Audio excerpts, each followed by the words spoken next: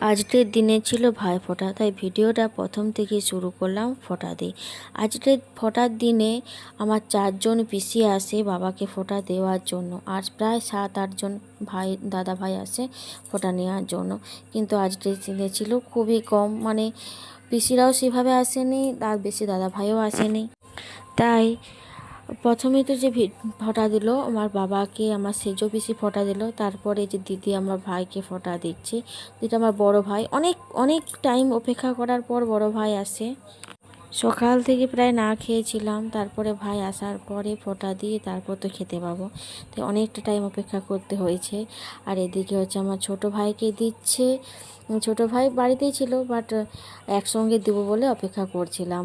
তো এখানে একটা টুইস্ট আছে, আমার বড় ভাইয়ের কাছে গিফট চাইলাম, ভাই তো কিছু দিতে পারলো না, কিন্তু ছোট ভাইকে চাইতেই ভাই বুদ্ধি করে মিষ্টি খাইয়ে দিল।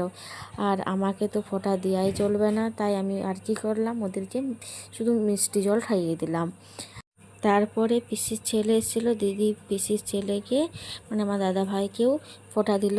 এরপর হচ্ছে ঠাকুমা দেওয়ার পালা। ঠাকুমা আমার ভাইকে, বড় ভাইকে এবং পিসির ছেলেকে সবাইকেই ফোঁটা দিয়েছে। তো আজকে ঠাকুমাকে ভাইরা কিছু কিছু টাকা দেয়, যেটা ঠাকুমা খুব খুব খুব খুশি হয়, আনন্দ হয় পায়। এইভাবে ফোঁটা দেওয়াও শেষ, আর আমার ভিডিওটাও শেষ। Thank you.